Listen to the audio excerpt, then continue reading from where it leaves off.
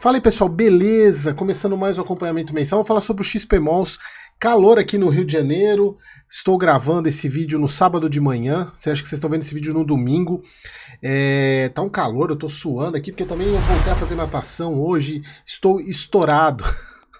Cara, como natação acho que não tem esporte mais completo que natação. E olha que eu faço academia todo dia, eu tô estourado, eu só quero ver amanhã de manhã. Então vou falar sobre o XPMOLs, que teve a questão do Rio Sul há um tempo atrás, como vocês sabem, e não deu certo, né? Foi uma pena, e assim, uma pena em termos de portfólio, mas na minha visão, pro XPMOLs não foi tão ruim assim, porque o fundo vocês vão ver que ele colocou a questão do caixa dele, como que ele tá pagando, as parcelas, né, que ele vai precisar pagar, e de fato ficaria apertado e agora tá um pouco mais tranquilo. Mas vamos lá, mais um mês acompanhando o XPMOLs, deixa eu colocar aqui, julho de 24. Pessoal, assim, o que me deixou mais impressionado, primeiro aqui a gente está falando de um fundo de 6 bi de patrimônio, né? Tem uma questão de taxa de performance aqui, se a gente for pegar aqui 0,75, embora seja baixa, mas a XP está cobrando tá recebendo uma bala, então não faz mais do que obrigação fazer um relatório bom. E aí, pessoal, eu quero falar alguns pontos aqui, primeiro, sobre o resultado do fundo em si. Primeiro falar sobre a questão dos Dias dos Namorados, e ele coloca aqui, né, festas são típicas de São João, que são principais eventos de junho. E aqui é até engraçado, né, que eles não falam, obviamente que agora vamos ver se eles vão falar alguma coisa em agosto sobre o Dia dos Pais, né, porque Dia dos Pais não tem nem comparação com o Dia das Mães, né, vamos ver se vão citar alguma coisa de aumento de compras dos Dias dos Pais, né, mas isso é só para o mês que vem. Então, em junho, a questão do mercado como em todo, né, aumento de 9% do setor varejista, acho que tem muito em função também do Dia dos Namorados, e nos shoppings, pessoal, principalmente por causa da questão de 2 filmes aí que estrearam, o Divertidamente, se eu não me engano, ele foi em maio, né, agora em agosto, em junho também, e teve o Deadpool. O Deadpool também é outro que... Agora eu não sei se o Deadpool estreou em junho ou se foi julho. Eles até colocam aqui, ó, tiveram estreias de filmes blockbuster, sendo que um deles tornou-se o mais assistido na história dos cinemas brasileiros. Eu não sei que filme que eles estão falando aqui, não. Deixa eu ver que filme que eles estão falando aqui. Deixa eu colocar aqui. Filme mais assistido da história no Brasil. Deixa eu ver qual que eles estão falando aqui. Deixa eu ver se tem alguma notícia sobre isso. É o Divertidamente 2. É o Divertidamente. Aqui, ó. Faz história de novo, a animação se torna o filme mais visto no Brasil, então acho que é do Divertidamente que eles estão falando. E eu acho que o Deadpool estreou em julho, não foi em junho. Agora eu não tenho certeza disso. Eu até fui, não, foi dia 25 de junho.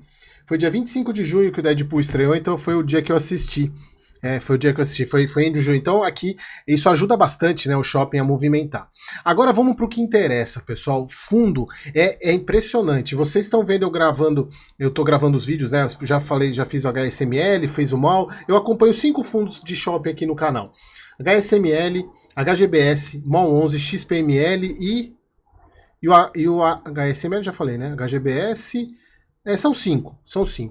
Assim, a diferença entre performance do XPMOLs para o restante tá incrível, é muito grande. Eu fico impressionado como esse fundo, ele tá, os shoppings do fundo estão rentabilizando o dinheiro. Obviamente, pessoal, que são portfólios diferentes. O XPMOLs, ele tem um portfólio um pouco mais elevado em termos de qualidade, mas mesmo assim, se vocês pegarem o HSML, teve, acho que, crescimento de 0,4 do NOI, embora teve aquela questão dos não recorrentes, né?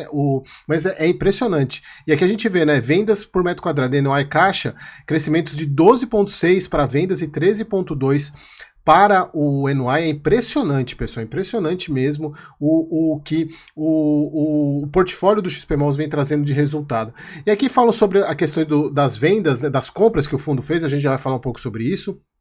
Aqui a questão do portfólio da JHSF também a gente já vai falar. E aqui ele fala que ele recebeu um prêmio da Abrace. 3 shoppings, na verdade, do fundo recebeu o prêmio da Abrace.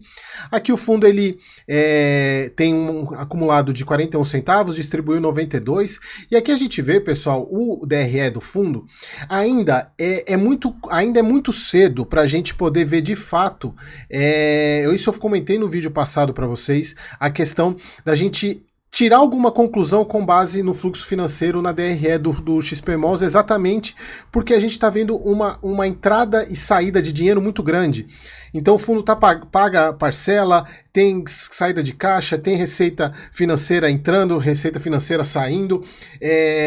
Esses meses agora de receita imobiliária, eles já são afetados. Agosto, o meio do ano principalmente, não é um dos melhores para shoppings, né? Então a gente tem que esperar um pouco. Eu, Eric, penso em uns 3 meses aí para a gente poder ter uma noção de fato como é que vai ficar, porque você vê, o fundo está com uma receita de renda fixa muito grande, praticamente metade da receita imobiliária é receita de renda fixa, exatamente porque ele está com muito dinheiro em caixa ainda. Mas mesmo assim, se a gente olhar, ele gerou de resultado, não resultado recorrente, resultado operacional e sem lucro imobiliário de 81 centavos por cota, o que é bastante coisa, né? Embora, obviamente, tem um composto aqui que é de renda fixa, mas mesmo assim, se a gente for ver, tá dando 10 centavos a menos do que ele distribuiu de dividendos. Então, porque ele tem uma reserva, como ele viu aqui, o fundo tem uma reserva de 41 centavos ainda, né? Então, assim, o que eu falo para vocês é, principalmente para quem gosta de analisar DRE, né, a parte mais contábil, tenha um pouco de paciência, porque o fundo ele está se organizando nessa questão de todo o fluxo de pagamento que ele vai ter nos próximos meses aí sobre as compras. Aqui a parte de ESG, que eu sempre gosto de falar, se você não assistiu, assista a live que eu fiz sobre ESG com o Ivo, uma live muito bacana.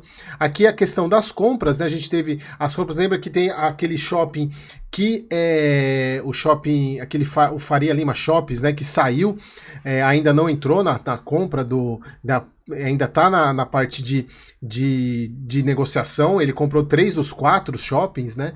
E aí, pessoal, aqui um ponto importante, que eu acho que, fora o resultado operacional do XPMOLs, isso aqui é muito importante, porque você consegue ver como que vai ser o desembolso de caixa do fundo até o final de 2025.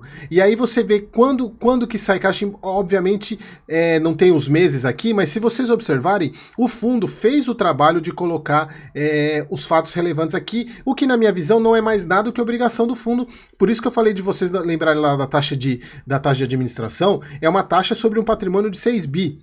Então a gente está falando aqui de um baita trabalho que você, cotista, teria que ter para ficar olhando isso. Então por isso que eu acredito que isso aqui para mim foi um dos pontos mais importantes do relatório. E aí eu volto a fazer a pergunta para vocês: por que para o XPLG não é feito isso? Não dá para entender isso, né? Por que a mesma gestão não faz um relatório como do XPMOLs para o XPLG, que também é um fundo gigantesco? Não dá para entender o porquê que o relatório do XPLG é tão porco e o do XPML é bom assim. Embora ainda tenha algumas falhas, né? Mas ainda melhorou demais. E isso aqui, pessoal, isso aqui facilita demais, porque você pode abrir os fatos relevantes diretamente aqui, ver como que tá a questão do pagamento, ver o desembolso. Você pode montar uma planilha do Excel, embora eles poderiam ter colocado aqui quando que vão ser os meses, né? Embora isso aqui a gente tá falando tudo de 2024. Então, aí eu volto a falar para vocês o porquê que eu volto a insistir que, por um lado, a não compra do RioSul não foi uma boa em termos de portfólio, mas para o fundo como um todo, para o cotista, não foi tão ruim assim, exatamente porque, olha só, ele teria desembolso para fazer e não teria dinheiro se ele tivesse comprado o RioSul. Então ele teria que fazer emissão para poder ir embora, pessoal. A gente tá acostumado com essas emissões aí do XPMOLs, todas um sucesso.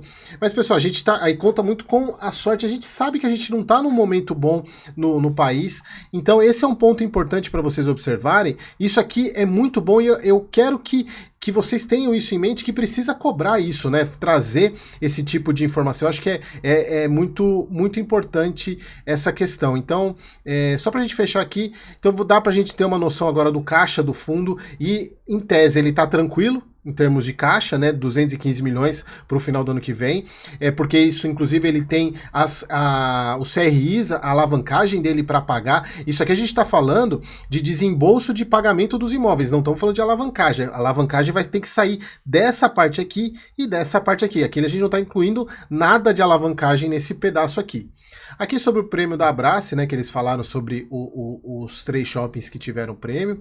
Aqui a distribuição do resultado. Aí eu falo para vocês, né, a gente está vendo vendo oscilação muito grande aqui ainda em termos de receita de locação, entrando muito dinheiro de receita financeira. Então, por isso que eu falo, tenham calma para analisar a questão da DRE, precisamos de um certo tempo aí para ver o fundo de fato colocar tudo para dentro do portfólio. Aqui, pessoal, como a gente pode ver, o fundo ele tem hoje em CRI conversível 120 milhões, caixa, que vai sair, boa parte, a gente precisaria somar aqui para ver o quanto de caixa mesmo ele vai usar para chegar a comprar tudo aqui, né, de desembolso. A gente tá falando aqui, ó, de 1 bi, 1.200, mais ou menos uns 1.400 aqui, pelo que eu dá para entender, que sobra esse caixa de 215 milhões,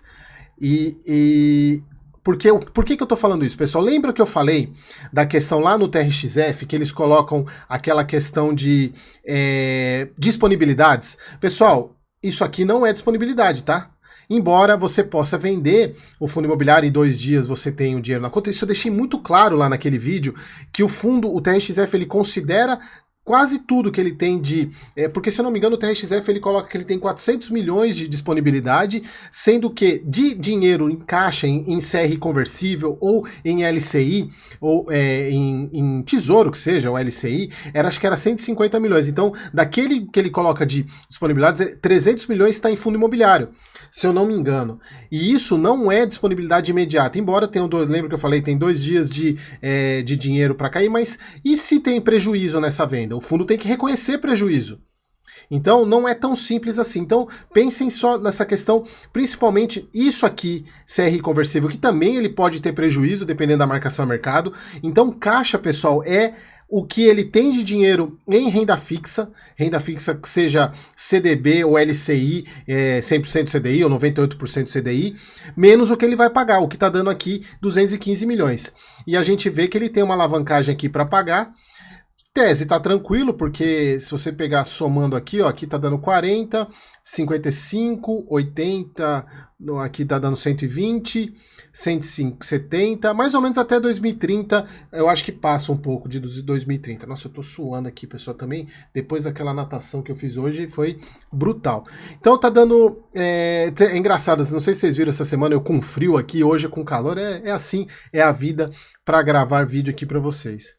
Então, ele tem o caixa para pagar aqui até 2030, sem precisar fazer emissão. Então, aí eu volto a falar para vocês da importância da questão positiva do fundo não ter comprado, né, o Shopping Rio Sul, que tem 2 pontos, o ponto negativo de não ter entrado um baita de um shopping no portfólio, mas um dinheiro que talvez o fundo não tivesse para conseguir pagar tudo que ele precisa até o final do ano que vem, em termos das compras que ele fez. Tá? Aqui a gente vê o NOI por metro quadrado, vendas por metro quadrado, assim, os resultados operacionais desse fundo estão impressionantes e cada vez mais eu fico impressionado mesmo como o XPMOL está indo bem, e uma pena que eles não conseguem fazer o mesmo relatório para o XPLG. Até vocês viram lá no ranking de gestoras, que é o vídeo que fica lá na entrada do meu canal, que eu coloco a XP lá embaixo, né, principalmente por causa dessa questão de relatório que é muito ruim, e o XPMOLs, e aí isso aqui é mais um ponto para eu deixar, para bater aquilo que eu falo para vocês, da questão de como eu vejo que a XP hoje enxerga o XPMOLs, o XPML, como a menina dos olhos da asset, né, então esse é um ponto aqui, e sempre falando, pessoal, vocês vejam que eu elogio bastante o XPMOLs, mas isso não é recomendação, como eu sempre gosto de falar, porque eu tenho um compromisso com vocês, compromisso com quem assina o meu canal, tem o relatório, inclusive tem o preço lá de compra do XPMOLs, porque eu sempre gosto de falar que a diferença entre um bom ativo, que nitidamente ele é um bom ativo, mas para ele se tornar um bom investimento, é o preço que você paga, que vai fazer total diferença nisso, e se você quiser saber o preço, o meu preço, é assinando o membro aqui, membro plus do canal.